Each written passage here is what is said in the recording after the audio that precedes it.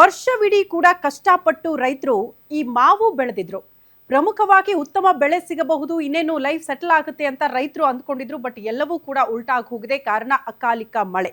ಆಲಿಕಲ್ಲು ಮಳೆಯಿಂದಾಗಿ ಈಗ ರೈತರು ಸಂಕಷ್ಟದ ಪರಿಸ್ಥಿತಿಯನ್ನು ಎದುರಿಸುತ್ತಿದ್ದಾರೆ, ಕಣ್ಣೀರು ಹಾಕ್ತಿದ್ದಾರೆ. ಬೆಳೆ ಎಲ್ಲ ನಾಶ ಆಗಿ ಹೋಗಿದೆ ಅಂತೆ.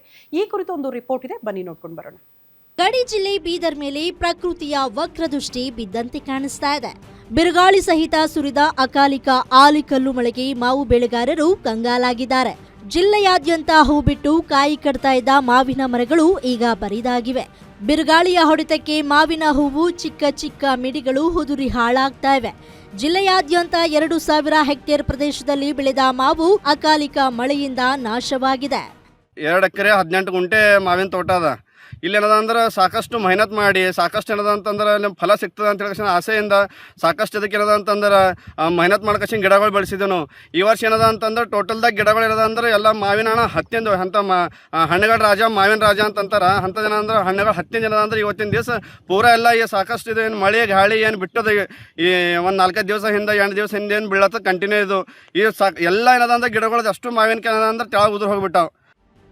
ನಾರಾಯಣಪುರ ಗ್ರಾಮದ ಯುವ ರೈತ ಪೋಪೊಟ್ ಜಮಾದಾರ 2 ಎಕರೆ ಜಮೀನಿನಲ್ಲಿ ಸುಮಾರು 600 ಮಾವಿನ ಗಿಡ ಬೆಳೆಸಿ ಕಳೆದ 3 ವರ್ಷಗಳಿಂದ ಮಕ್ಕಳಂತೆ ಪೋಷಿಸಿಕೊಂಡು ಬಂದಿದ್ರು.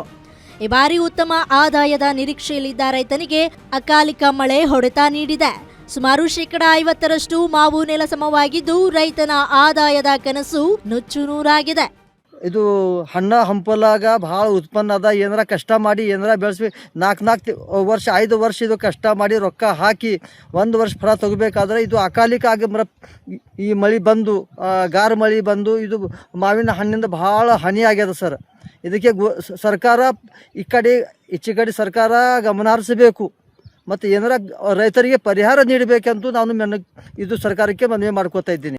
ಜಿಲ್ಲೆಯ ಸಾವಿರಾರು ಮಾವು ಬೆಳೆಗಾರರ ಪರಿಸ್ಥಿತಿ ಇದೇ ಆಗಿದೆ. ಹವಾಮಾನ ವೈಪರೀತ್ಯದಿಂದ ಇಳುವರಿ ಕುಸಿಯುವ ಭೀತಿ ಎದುರಾಗಿದ್ದು ರೈತನ ಗಾಯದ ಮೇಲೆ ಬರೆ ಎಳೆದಂತಾಗಿದೆ. ಹೀಗಾಗಿ ಜಿಲ್ಲಾಡಳಿತ ಮತ್ತು ತೋಟಗಾರಿಕೆ ಇಲಾಖೆ ಅಧಿಕಾರಿಗಳು ಕೂಡಲೇ ಎಚ್ಚೆತ್ತುಕೊಳ್ಳಬೇಕಾಗಿದೆ. ಹಾನಿಗೊಳಗಾದ ತೋಟಗಳಿಗೆ ಭೇಟಿ ನೀಡಿ ವೈಜ್ಞಾನಿಕ ಸಮೀಕ್ಷೆ ನಡೆಸಿ ನೊಂದ ರೈತರಿಗೆ ಸೂಕ್ತ ಪರಿಹಾರ ಹಾಗೂ ಮಾರ್ಗದರ್ಶನ ನೀಡಬೇಕಾಗಿದೆ. ಶಿವಮಠಪತಿ, ಗ್ಯಾರಂಟಿ ನ್ಯೂಸ್.